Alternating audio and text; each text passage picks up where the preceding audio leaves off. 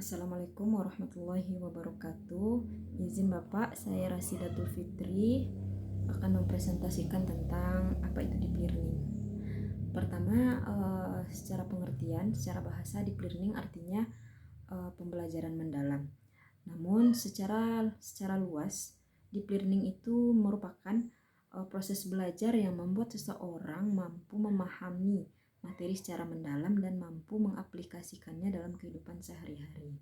Artinya, deep learning tidak hanya sekedar mengerti teorinya saja, tidak hanya sekedar hafal gagasan saja, tidak hanya sekedar menerka-nerka secara lisan, tapi lebih dari itu, deep learning adalah pembelajaran yang mendalam yang dimana kita harus benar-benar mengetahui seluk-beluk secara nyata, secara real, yaitu seluk-beluk itu akan kita ketahui dengan cara pembelajaran yang nyata. Artinya dalam deep learning kita harus benar-benar mengamati objek secara langsung, kita harus benar-benar membawa objek, mengamatinya, kemudian mempelajarinya dengan cara seksama supaya kita paham.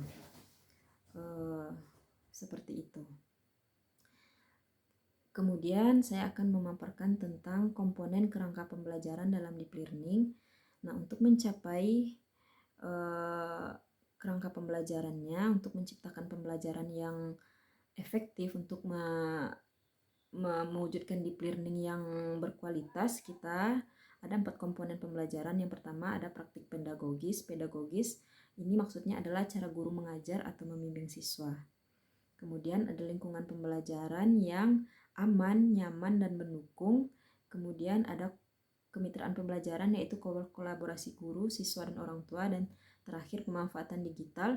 Kita juga harus bisa memanfaatkan teknologi untuk mendukung pembelajaran deep learning ini. Kemudian prinsip utama dalam deep learning yaitu tentu saja berpusat kepada siswa. Artinya harus banyak melakukan kegiatan yang bersifat nyata, tidak hanya ceramah, tidak hanya menerangkan satu arah saja gitu ya. Kemudian juga pembelajarannya aktif dan kolaboratif.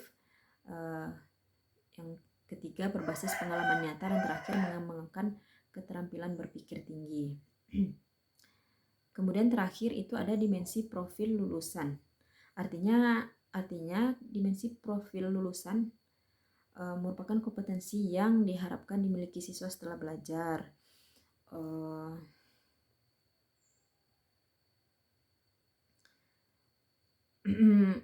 Pertama, kompetensi yang harus dimiliki siswa adalah keimanan dan ketakwaan.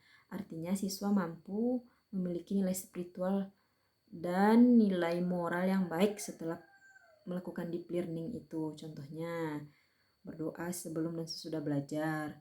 Kemudian ada kewargaan, maksudnya kesadaran siswa sebagai bagian dari masyarakat dan negara. Contohnya kita harus taat akan aturan, menghargai perbedaan, dan memiliki rasa tanggung jawab.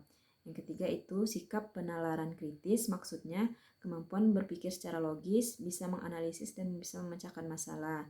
Ini juga erat kaitannya dengan tanggung jawab sosial.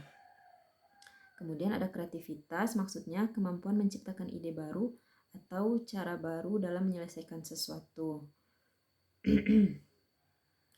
Ada kolaborasi, kemampuan bekerja sama dengan orang lain. Ada komunikasi, kemampuan menyampaikan ide, gagasan, dan informasi dengan baik.